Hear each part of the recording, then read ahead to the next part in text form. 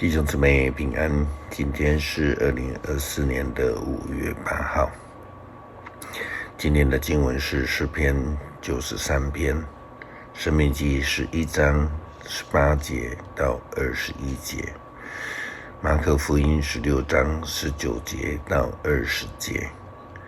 今天要跟大家分享的主题是道理。昨天我们谈到了至高主上帝。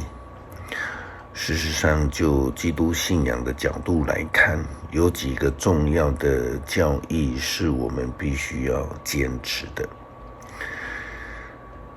上帝是唯一的上帝，圣经告诉我们别无拯救。他是独一的上帝，创造者呢只有一位。他是万主之主，即便这个世界上有许多的偶像、有神明以及有能力者，但他们都在上帝的创造之下。他是万王之王，地上所有的权柄都在上帝之下。在中古的时代，皇帝都需要由教皇所派的主教来安立，才能够登基做王。即便是现代，在英国的新皇帝就任登基的时候，也需要礼拜，由神职人员来见证。因为我们看到美国总统就任，需要按手在圣经上来宣誓就任。因为他们都相信上帝是万王之王。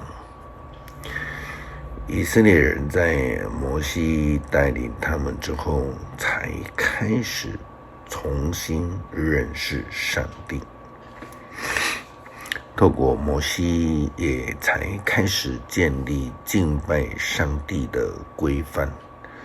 在宣布规范、命令以及诫命的同时，摩西也告诉以色列人有关于上帝的特质。因此，基督徒需要遵守至高上帝的诫命、教导、道理。申命记11章18到21节，摩西重申的命令。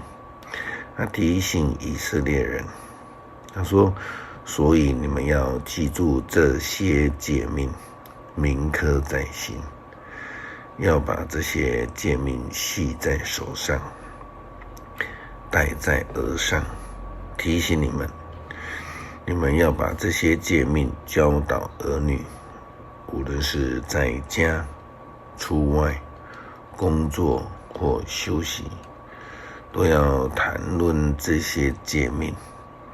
你们要把这些诫命写在家里的门框和大门，这样你们和你们的儿女就能在上主你们上帝所应许给你们祖先的土地上来享长福。天地存在一天，你们就住在那里一天。基督徒不但要遵守诫命，更要教导儿女来遵守。摩西提醒以色列人，无论在何时何刻都要遵守，在家里，在外面，无论是坐着、站着，甚至或躺着。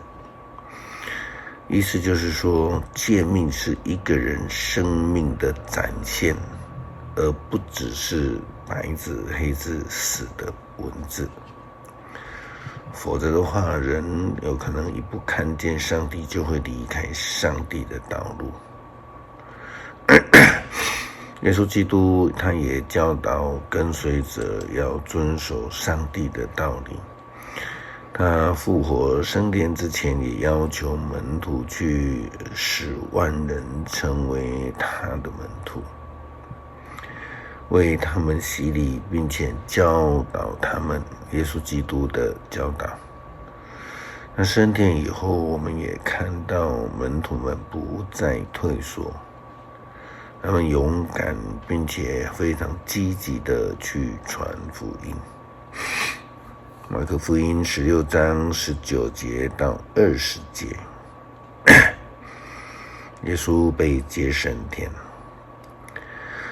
主耶稣向他们说了这些话后，就被接到天上去，坐在上帝的右边。门徒出去到处传福音，主与他们同工，借着所行的神迹，证明他们所传的是真实的道。不但如此，耶稣基督的门徒们，他们的生活见证了耶稣基督的道理。这也是为什么跟随耶稣基督的人会被称为基督徒。那许多人呢，却是不太愿意遵守规范，不愿意接受管教，或者我们说管理，甚至主张基督信仰是自由的。但是牧师要提醒，真理的自由并不是没有规范的，不是没有道理的。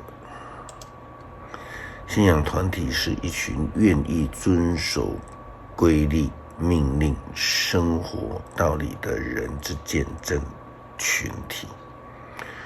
诗篇93篇，上主作王，上主掌权，他以威严为衣。上主以能力为腰带，大地坚立，不能动摇。上主啊，你的宝贝自古建立，从亘古你就存在。上主啊，深渊发出声音，洪流冲击怒吼。